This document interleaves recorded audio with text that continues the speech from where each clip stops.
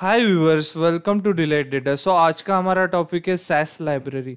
Cess में libraries क्या होती है, सैस लाइब्रेरीज के टाइप्स क्या है। सैस में तो मेन टू टाइप्स की लाइब्रेरी है। First one temporary, second is permanent.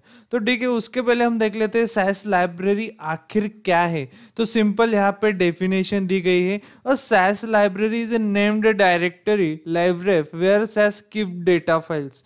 इसका मीनिंग क्या है, सिंपल समझो, एक फोल्डर है, एक ऐसा फोल्डर है जहां पे डेटा सेट स्टोर होते हैं। उसको एग्जाम्पल कहीं प्लेस पे कोई कोई सा ऐसा प्लेस है, वहां पे मल्टीपल म्यूजिक स्टोर हो रहे हैं, आपने उसको बोल दिया कि music library.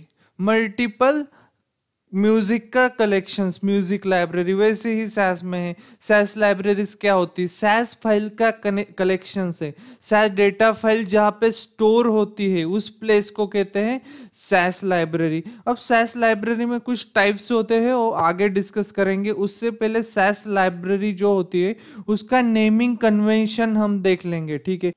All of you, next हम अभी बात करेंगे सैस लाइब्रेरी के नेमिंग कन्वेंशन के बारे में। इसका मतलब क्या है, सैस की जो लाइब्रेरी है उसका जो नेम है, जो हमें उसके नेम देने हैं, उसके कैरेक्टरिस्टिक्स क्या हो सकती है, उसके क्या रूल्स है। इन द सिंपल वे में आपसे बात कर रहा हूँ, ठीक है। स्टार्ट विद द लेटर्स और अंडरस्कोर। जो भी तुम सैस लाइब्रेरी का नेम दोगे ना, वो एक तो लेटर से स्टार्ट होगा। वो लेटर कैपिटल हो सकते हैं या लेटर स्मॉल हो सकते हैं। एक तो अंडरस्कोर से, एक के आगे सफिक्स में लिखते हैं, इसको हम कहते हैं अंडरस्कोर। या तो अंडरस्कोर से स्टार्ट हो सकते हैं। जो सैस लाइब्रेरी के नेम है वो तीनों, इन तीनों से ही स्टार्ट हो सकते हैं, A to G, small A to G और अंडरस्कोर। वो कभी भी नंबर से स्टार्ट नहीं होगा। ऐसा अगर आपने लिखा 09 माय लाइब्रेरी, अगर आप लिखते हो ऐसा, तो इसको सैस इनवैलिड लाइब्रेरी असाइन करेगा और कोड में एरर दे देगा, ठीक है। तो सेकंड पॉइंट हमारा देखते हैं क्या है, कंटेन ओनली लेटेस्ट डिजिट और अंडरस्कोर। इसमें ओनली क्या क्या कंटेन करेगा, कंटेन मतलब इस नेम में क्या क्या हो सकता है।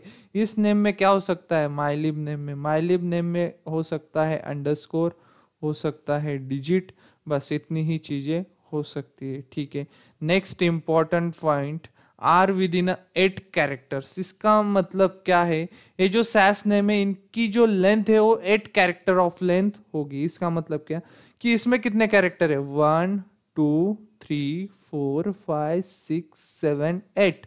ये नेम अलो करेगा सैस नेमिंग कन्वेंशन से। बट ये नेम आपने ऐसा लिखा, माई लिव अंडरस्कोर 09999, इसको इनवैलिड मानेगा। अभी देखो, ये सारे नेमिंग कन्वेंशन को तो फॉलो कर रहा है, सारे रूल्स को। नेम किससे स्टार्ट होगा भाई, लेटर से हो रहा है, ठीक है। उसमें अंडरस्कोर कंटेंट करेगा, डिजिट कंटेंट करेगा, ये सारी चीजें ठीक है। बट एक जो रूल है आर विद इन 8 कैरेक्टर्स वाला रूल, उसको ये फॉलो नहीं कर रहा है। देखिए ना, 1 2 3 4 5 6 7 8 9 10, कितने हैं, 10 कैरेक्टर ऑफ लेंथ है, नहीं चलेगा, इग्नोर कर देगा, एरर दे देगा सॉफ्टवेयर।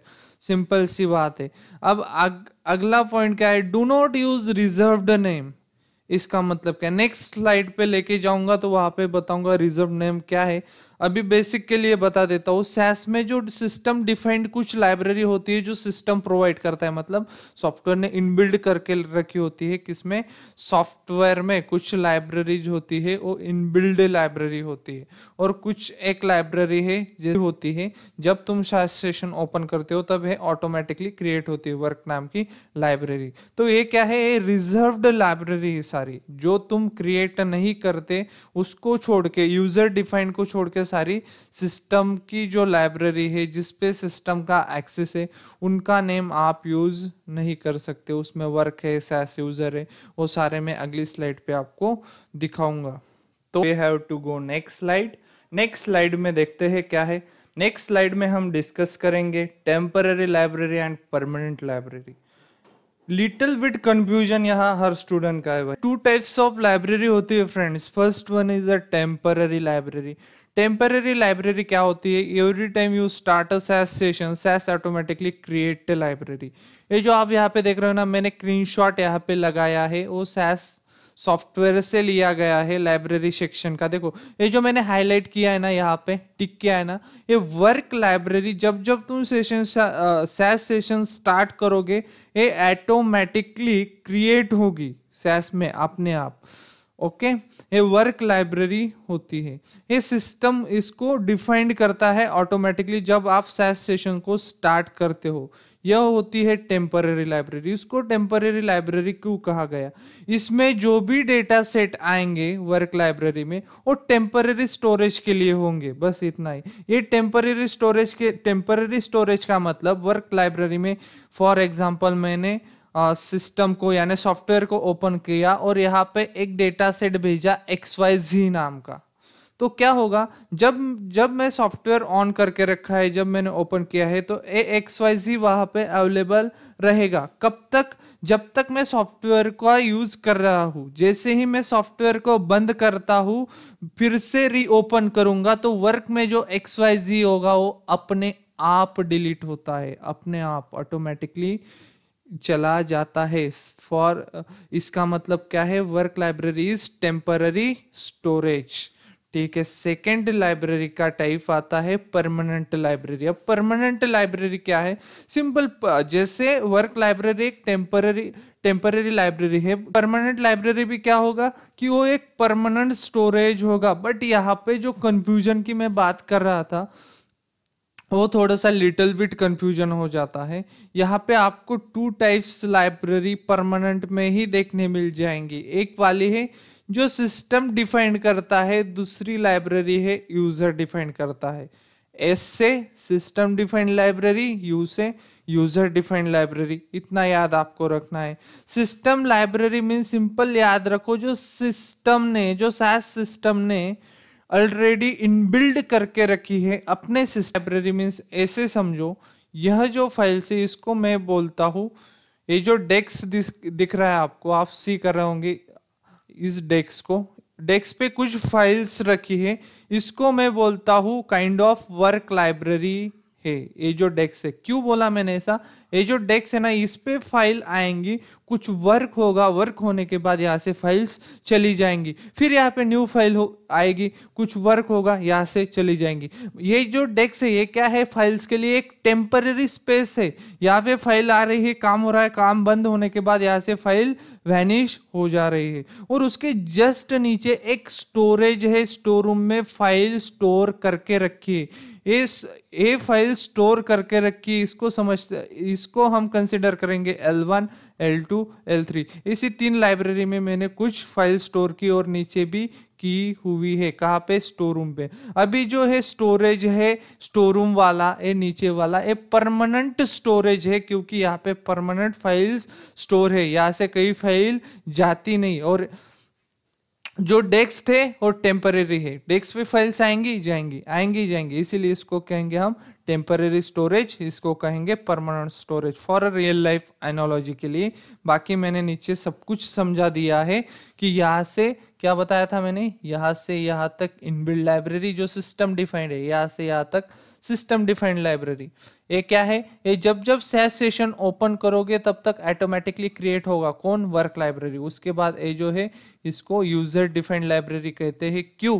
क्योंकि ये क्रिएट की है यूजर द्वारा, मतलब मैंने क्रिएट की है। आप क्रिएट करते सब तो यूजर हो यार। क्या होता है? जो माइलिव यूजर डिफाइंड लाइब्रेरी है, जब आपने सेशन ओपन किया, एक लाइब्रेरी बनाई, थोड़ा मैं यहाँ पे क्लियर कर लेता हूँ, just allow me for minutes, थोड़ा इरेज कर लेंगे भाई, थोड़ा सा है, आपको तो समझ आ गया होगा ये सारी चीज़ें, थोड़ा सा इरेज कर लेंगे। ओके, तो देखो जो माइलिव लाइब्रेरी है वो यूजर डिफाइंड लाइब्रेरी है। यूजर डिफाइंड लाइब्रेरी मीन्स जो यूजर खुद क्रिएट करता है।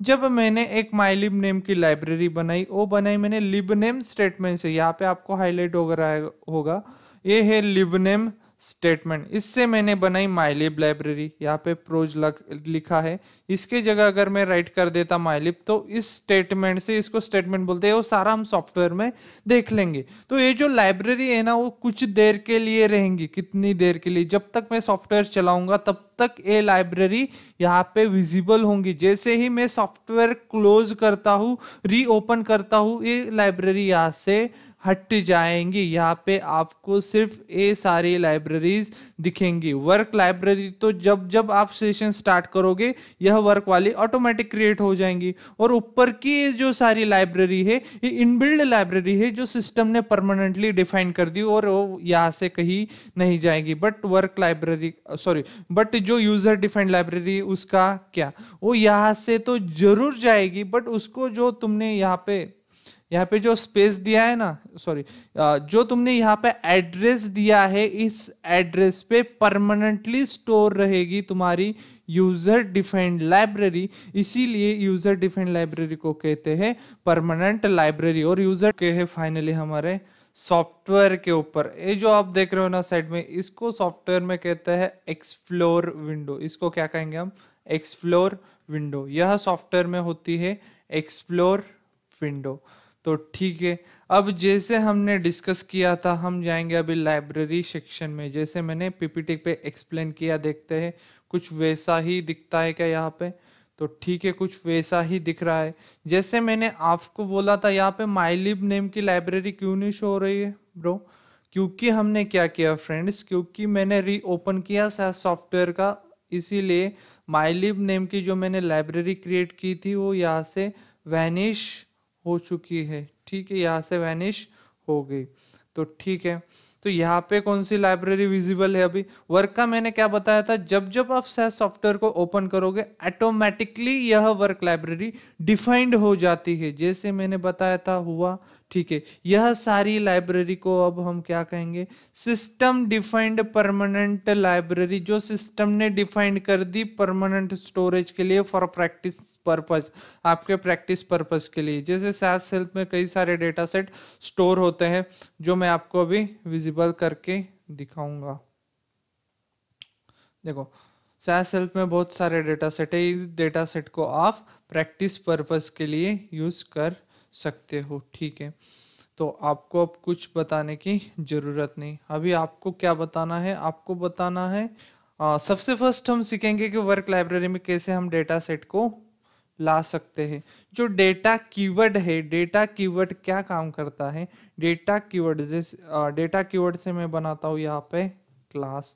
अब डेटा कीवर्ड ने फर्स्ट स्टेटमेंट में क्या यूज कर दिया, देखो यहाँ पे जो मैंने क्लास नेम दिया है, एक किसका नेम है? यह है डेटा सेट का नेम। मतलब जो डेटा सेट बनेगा वो कहाँ पे बनेगा, एक किससे डिफाइन होगा? देखो, क्लास डेटा सेट के जस्ट पहले अगर मैं ऐसा देता, माई लिव पीरियड सिंबल क्लास, इसका मतलब है जो क्लास डेटा सेट है वो बनने जा रहा है माइलिव लाइब्रेरी में। इसका क्या मीनिंग है? पीरियड के बाद क्लास डेटा सेट देना। इसका मीनिंग है जो क्लास डेटा सेट है वो बनने जा रहा है माइलिव लाइब्रेरी में। बट मैंने क्लास के पहले कुछ भी नहीं दिया, तो SAS automatically by default understanding होती है क्लास के पहले कुछ भी ना देना। इसका मतलब क्लास वाला डेटा सेट ऑटोमेटिकली कहाँ पे जाएगा? यह ऑटोमेटिकली जाएगा वर्क लाइब्रेरी में। वर्क लाइब्रेरी क्या है? टेम्पररी स्टोरेज है। जब तक सेशन चलेगा तब तक क्लास वाला डेटा सेट यहाँ पे रहेगा। जैसे ही सेशन एंड, डेटा यहाँ से वैनिश। इतनी बात है। ठीक है, अब इसको कहा गया फ्रेंड सिंगल लेवल नेमिंग। क्या कहा गया उसको? Single level naming. किसको कहा गया सिंगल लेवल नेमिंग? ऐसे जब देते हैं सिर्फ सिंगल डेटा सेट का नेम आप देते हो। ठीक है, इसको टेक्निकली हम ऐसे बोलते हैं, लाइव रेफ डॉट डेटा सेट नेम। ठीक है, जब तुम लाइव रेफ और पीरियड सिंबल नहीं दोगे, ओनली डेटा सेट का नेम दोगे, तो उसको कहा जाता है single level naming. Single level naming तुम तब ही दे सकते हो जब तुम्हें तुम्हारे डेटा सेट को वर्क लाइब्रेरी में भेजना है, या तो तुम्हें डेटा सेट को कॉल करना है वर्क लाइब्रेरी में। सेट स्टेटमेंट से डेटा सेट कॉल होता है। अगर वर्क लाइब्रेरी में कोई डेटा सेट पड़ा है, फॉर एग्जांपल राज नाम का डेटा सेट भी वर्क लाइब्रेरी में, तो तुम सेट के बाद क्या करोगे, ओनली राज लिखोगे। लाइब्रेरी का नेम लिखने की यहाँ पे कोई भी नीड नहीं है, बिकॉज वर्क लाइब्रेरी में जो भी जाता है, वर्क लाइब्रेरी से जो भी लाना होता है, वो हमें करना होता है सिंगल लेवल नेमिंग के साथ। यहाँ तक चीजें क्लियर होंगी आपको, ठीक है। तो अब डेटा एंड क्लास लिखने का मतलब डेटा स्टेटमेंट वर्क क्या करता है एक्चुअल में। फर्स्ट तो डेटा सेट का नेम देगा क्लास, और वर्क लाइब्रेरी में एक स्पेस बनाएगा। क्या बनाएगा, क्लास दिया डेटा सेट का नाम, और यहाँ पे एक स्पेस बनाएगा कि यहाँ पे कुछ डेटा सेट आ सके। मैं क्या कर रहा हूँ, यहाँ पे कोई डेटा सेट आ सके वर्क लाइब्रेरी में। तो हम करके देखते हैं कुछ ऐसा बनाता है क्या। अभी स्टेटमेंट को अकेले रन करने से पहले तो देख ही लेंगे वर्क लाइब्रेरी में कुछ है क्या। अभी देखो वर्क लाइब्रेरी पूरी खाली पड़ी है। अभी देखो क्या होता है। देखो सॉफ्टवेयर में तो एरर है, एरर तो होंगे ही क्योंकि कुछ फॉलो नहीं किए रूल्स, बट आपको एग्जीक्यूट करके देखो। एक क्लास नाम का खाली स्पेस, एक स्ट्रक्चर क्रिएट होगा ऐसा जैसे मैंने अभी बताया। ये जो खाली स्ट्रक्चर है एक क्यों नहीं ओपन हुआ, क्योंकि इसमें कोई भी डेटा सेट कंटेंट नहीं है। कंटेंट नहीं है मतलब क्या है, उसमें डेटा सेट नहीं है। अगर तुम कुछ म्यूजिक प्लेयर ऑन कर रहे हो, फॉर एग्जाम्पल तुमने म्यूजिक प्लेयर ऑन कर दिया, उसमें म्यूजिक ही नहीं है तो म्यूजिक कहाँ से बजेगा। रियल एनालॉजी है, अगर म्यूजिक प्लेयर में म्यूजिक ही नहीं है तो म्यूजिक कहाँ से बजेगा। उसमें क्या हमें इंपोर्ट करना होगा, म्यूजिक। तो डेटा सेट क्यों नहीं ओपन हुआ, डेटा सेट में कंटेंट ही नहीं तो डेटा सेट क्यों ओपन होगा। डेटा सेट में कंटेंट लाना पड़ेगा। कहाँ से डेटा सेट में कंटेंट कहाँ से लाया जाएगा, कहाँ से लाया जा सकता है। एक तो कहीं हमारे पास इनबिल्ड लाइब्रेरीज में जो डेटा सेट स्टोर है उनको सेट स्टेटमेंट से कॉल करके हम इसमें कॉपी कर सकते हैं, या तो खुद का डेटा सेट इंपोर्ट कर सकते हैं। मैंने डिलाइट डेटा पे डिस्कस किया है खुद का डेटा सेट कैसे इंपोर्ट करते हैं हम सैस में, ठीक है। तो मैं सिंपल सेट स्टेटमेंट दूंगा। सेट स्टेटमेंट क्या करता है, सिंपली डेटा सेट को कॉल करता है। अब आपको बताना है डेटा सेट कहाँ से लाना है, कहाँ से लाना है। For example SAS help library से डेटा सेट लाना है। पीरियड सिंबल, कौन सा डेटा सेट लाना है भाई, इतने सारे डेटा सेट पड़े, कौन सा डेटा सेट तुम लाना चाहते हो, उसका स्पेसिफिक नेम। मैं क्लास नेम के ही डेटा सेट को लाना चाहता हूं, इसीलिए मैंने दिया क्लास नेम। एंटर किया, रन। अभी यह समझना, यहाँ पे थोड़ा लिटिल बिट कंफ्यूजन फिर होगा। यहाँ पे समझना है कि इसको बोलेंगे डबल लेवल नेमिंग। क्या कहा मैंने, इसको बोलेंगे डबल लेवल नेमिंग, और इसको कहा जाएगा सिंगल लेवल नेमिंग। देखो अभी इसको सिंटैक्स के थ्रू इसको भी समझ लेते हैं क्लास वाले को, ठीक है। इसमें क्या हो रहा है देखो, इसमें सिर्फ लिखा, देखो libref period symbol data set name, okay ऐसा होता है। जब libref period symbol data set name, जब लाइब्रेफ मतलब लाइब्रेरी का नेम, लाइब्रेरी का नेम भी लिख दोगे, for example XYZ dot data set का नेम भी लिख दोगे, फॉर एग्जांपल ABC, तो इसको बोलेंगे टू लेवल नेमिंग। बट तुमने सिर्फ डेटा सेट का नेम लिखा ABC, तो इसको बोलेंगे सिंगल लेवल नेमिंग। अगर इसको सिंगल लेवल नेमिंग बोलोगे तो आपको एक अंडरस्टैंडिंग रखना है, जब जब सिंगल लेवल नेमिंग आप दोगे तो वो वर्क लाइब्रेरी से रिलेटेड होगा। या तो डेटा सेट वर्क लाइब्रेरी में जाएगा, या तो आप डेटा सेट को कॉल कर रहे होंगे वर्क लाइब्रेरी से। अगर यहाँ पे सिर्फ मैंने क्लास दिया होता सिंगल लेवल नेमिंग के साथ, तो इसका मतलब होता कि आप वर्क लाइब्रेरी से कुछ कॉल कर रहे होगा। वर्क लाइब्रेरी में अगर क्लास डेटा सेट वर्किंग है वो तुम वहां से कर रहे हो, ठीक है। अभी इसको रन करके देखते हैं हम।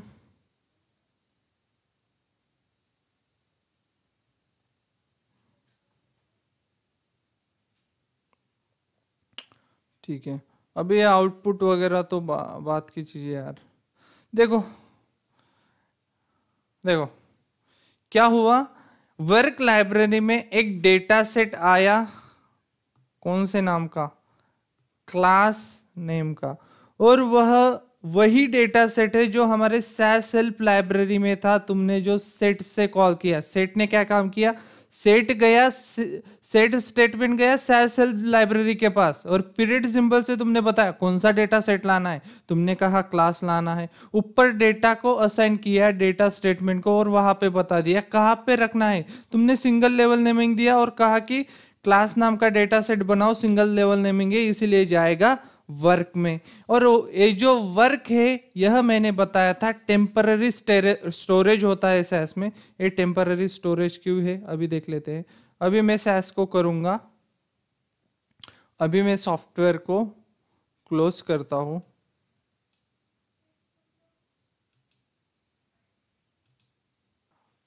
क्लाउड बेस्ड सॉफ्टवेयर है इसीलिए थोड़ा तो वक्त लगेगा यार। ठीक है, अब नीचे लाइब्रेरी सेक्शन में आए, लाइब्रेरी सेक्शन में आने के बाद ओपन किया। अब देखो वर्क लाइब्रेरी में कुछ है क्या, कुछ नहीं है। मैंने बोला था टेम्पररी लाइब्रेरी है वर्क।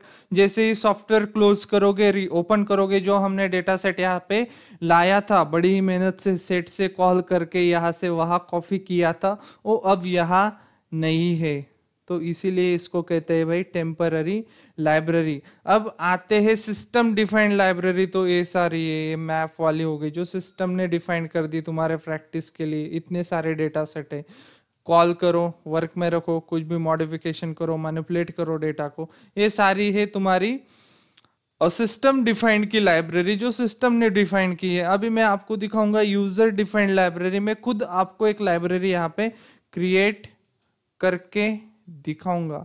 अब जब आप खुद की लाइब्रेरी बनाते हो सैस में, उसके लिए आपके पास क्या चाहिए, आपको मालूम होना चाहिए कि सैस की लाइब्रेरी बनाने के लिए कौन सा स्टेटमेंट यूज होता है। उस स्टेटमेंट का नाम है लिबनेम स्टेटमेंट।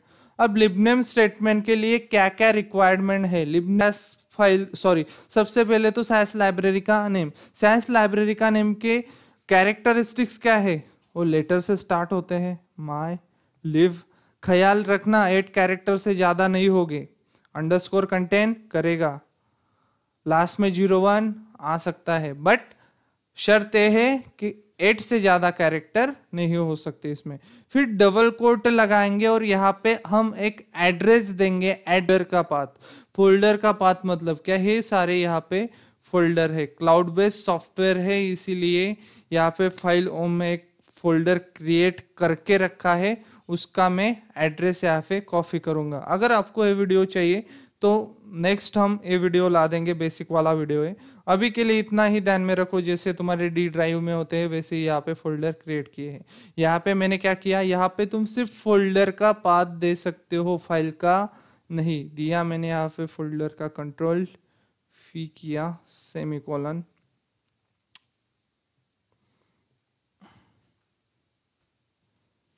ओके।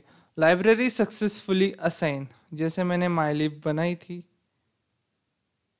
देखो यहाँ पे माइलिब 1, ओके माइलिब 1 बनाई हमने, सॉरी बी हमने लिया ही नहीं, ओहो ठीक है। माइली 1 तो माइली 01 नेम की लाइब्रेरी बनाई, उसमें एक डेटा सेट आ गया एरे। ये डेटा सेट क्यों आया भाई, ये भी चेक कर लेते हैं। जो मैंने AB टुडे नाम का जो फोल्डर बनाया है उसमें एक एरे नाम का फाइल था। देखो ध्यान से देखो यहाँ पे क्या हुआ। अब देखो यहां से वो क्या कहा हमने यहाँ पे किया, ये जो फोल्डर था AB टुडे इसका एक लोकेशन कॉपी किया और यहाँ पे पेस्ट कर दिया डबल कोट के बीच में। इन डबल कोट के बीच में ही आपको पेस्ट करना है कॉपी करके। और फिर लिब नेम के साथ हमने क्या दिया, लाइब्रेरी का नेम माइली 01 करके नेम है, सारे नेमिंग कन्वेंशन फॉलो करके इस नेम को असाइन कर दिया। इस नेम को असाइन करने से क्या होगा, इस फोल्डर में जो भी डेटा सेट है वो कहा जाएगा माइली 01 माइली _01 की जो लाइब्रेरी है इसमें यह डेटा सेट चला जाएगा। लिबनेम से ये कहाँ पे मिलेंगी, लाइब्रेरी सेक्शन में हमें वो लाइब्रेरी मिलेंगी। चलो वो भी आपको दिखाता हूँ। लाइब्रेरी देखो myli01, यहाँ पे जो एरे नाम का है वो डेटा सेट आ गया। बट मैंने यहाँ पे क्या क्या कहा आपको, यहाँ पे क्या होगा, यहाँ पे ऐसी ही फाइल myli01 में जाएंगी जिसका एक्सटेंशन होगा SAS7bdat।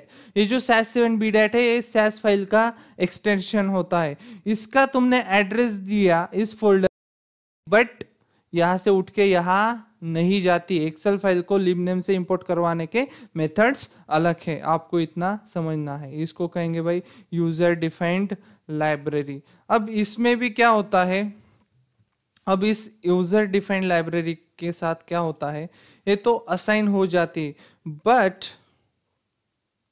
क्या होता है जब तुम सेशन फिर से रीओपन करोगे, जैसे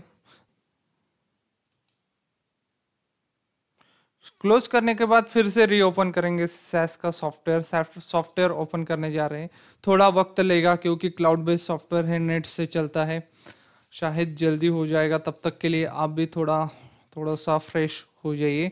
तब तक के लिए आप चैनल को लाइक कर सकते हो, सब्सक्राइब कर सकते हो, जाने दो, करो शेयर वगैरह करो अपने फ्रेंड्स के साथ। तब तक मैं चेक करता हूँ। लाइब्रेरी सेक्शन में जाऊँगा, फिर से यहाँ पे जाऊँगा, यहाँ पे तो विजिबल नहीं है myli01 नेम की जो मैंने लाइब्रेरी असाइन की थी। ऐसा क्यों हुआ, बट इसको तुम बोलोगे इसको सर तुमने परमानेंट क्यों कहा, देखो वहाँ से लाइब्रेरी चली गई बट यहाँ से डेटा सेट कहीं भी नहीं गया। वहां से लाइब्रेरी चली गई बट यहाँ से डेटा सेट नहीं गया। क्या करोगे तुम, तुम्हारे पास तो है ना फाइल का एड्रेस है, सब कुछ है, तो तुम वही स्टेटमेंट दोबारा लिखो। दोबारा लिख के तुम यहाँ से प्रॉपर्टीज में जाके फोल्डर का लोकेशन कॉपी करके, लोकेशन कॉपी करना है किसका करना है, फोल्डर का, इस फाइल का। कई बच्चे फाइल का ऐसे लोकेशन कॉपी कर देते हैं, फिर प्रोग्राम रन ही नहीं होता, फिर बोलते हैं कि सर ने गलत पढ़ा दिया। बार बार बोल रहा हूँ, जो फोल्डर है उसका लोकेशन कॉपी करना है, फोल्डर का लोकेशन कॉपी करना है। उसके बाद कॉपी करने के बाद क्या करते हैं हम, यहाँ पे देना है आपको libname स्टेटमेंट। और याद रखिएगा दोस्तों, जो libname स्टेटमेंट है SAS में उसको ग्लोबल स्टेटमेंट कहा जाता है। इसको ग्लोबल क्यों कहा जाता है, लोकल स्टेटमेंट क्या है SAS में, इन सारे मुद्दों पे भी वीडियो आगे आएगा, तो डोंट वरी अबाउट इट। इस पे भी वीडियो हम स्पेशल बनाएंगे, स्पेशल डिस्कस करेंगे। Local statement vs global statement, तो कोई घबराने की जरूरत नहीं है। libname का स्टेटमेंट का सिंटैक्स क्या होता है, इसके बाद हम लिखते हैं लाइब्रेरी का नेम, इस बार लिखते हैं myliv अंडरस्कोर, इस बार लिखते हैं myliv अंडरस्कोर 01। ओके, इसके बाद क्या करते हैं, डबल कोट लगाने के बाद जो ग्लोबल स्टेटमेंट है वो विदाउट रन स्टेटमेंट रन हो जाती है SAS में। ठीक है, क्या कहा मैंने, जो ग्लोबल स्टेटमेंट है वो विदाउट रन स्टेटमेंट रन हो जाती है SAS में। कई सारी ग्लोबल स्टेटमेंट है, फॉर एग्जांपल फुटनोट हो गई, टाइटल हो गई, जैसे जैसे आगे जाएंगे सब कुछ डिस्कस करेंगे। अब myliv01 लाइब्रेरी यहाँ पे फिर से myliv01 लाइब्रेरी यहाँ पे फिर से विजिबल होगी।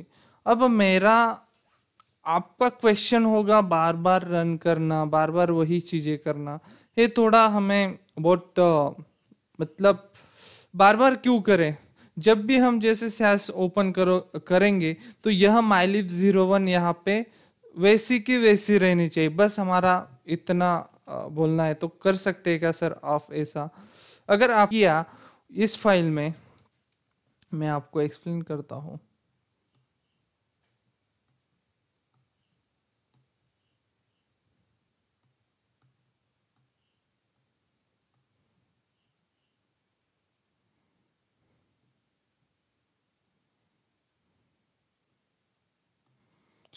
जो आपने इस फाइल में किया autoexec.sas फाइल में, इसमें क्या हुआ, आपने एक कोडिंग लिखी, उसको सेव बटन से सेव कर दिया। अब क्या होगा, जब जब आप SAS ओपन करोगे ऑटोमेटिकली यह इतनी स्टेटमेंट रन होगी। जैसे ही तुमने लॉगिन किया, ओपन किया, ये ऑटोमेटिकली सेव कर दी, मतलब ऑटो exec.sas, इसका नाम ही है ऑटो exec.sas, मतलब ऑटोमेटिकली इसमें जो भी रखोगे, मैं नहीं कह रहा कि आप लिब नेम ही रखो, जो भी स्टेटमेंट आप यहाँ पे लिखोगे और आपने रन कर दिया, सेव पे क्लिक कर दिया और सेव कर दिया, तो जब जब आप सेशन बंद कर दोगे फिर से रीओपन करोगे तो ऑटोमेटिकली यह इतनी स्टेटमेंट यहाँ पे रीरन हो जाएगी। ये रन करने की नीड नहीं है, यह ऑटोमेटिकली रन होगी जब जब आप सॉफ्टवेयर को ओपन करोगे। तो यही काम होता है भाई एडिट ऑटो exec फाइल का। ये एक नया मेथड हमने हमारे चैनल पे शेयर किया कि जो माइलिब है वो भी आपको हमेशा विजिबल हो सकती है, सिर्फ सेव करने का याद आपको रखना है। जो जो मैंने स्टेप किए वो अच्छे से करिएगा, आपको आ जाएगा, कोई इतनी बड़ी बात तो नहीं यार। अब ठीक है, अब मैं आपको दिखाता हूँ सेशन बंद करके। किया हमने सेशन बंद, ओके ओके फ्रेंड्स, फिर से ओपन करते हैं सेशन। अब क्या होगा, जब मैं लॉन्च करूँगा, लॉन्च करके सॉफ्टवेयर को लॉगिन करूँगा, जब जब साइन इन होता है तब तक आप चैनल को लाइक कर सकते हो, फॉलो कर सकते हो, वीडियो एंड तक देखना है, ठीक है। अभी देखते हैं, अभी लाइब्रेरी में जाएंगे तो ठीक है। अब क्या हुआ, oh my god, mylib 01 basically जैसे SAS help and other libraries आती है वैसे माइलिब 01 भी विजिबल हमेशा होगी। क्यों? क्योंकि हमने यहाँ पे एक ऑप्शन था एडिट ऑटो exec फाइल का, वहाँ पे हमने एक स्टेटमेंट डाला और उसको रन किया और रन करके सेव कर दिया। सेव कर दिया मतलब जब जब आप सैस ओपन करोगे, जब जब हम इसका मतलब क्या, जब जब हम सॉफ्टवेयर ओपन करेंगे तब तब क्या होगा, तब तब यह फाइल अपने आप ऑटोमेटिकली रन हो जाएगी सॉफ्टवेयर में, हमें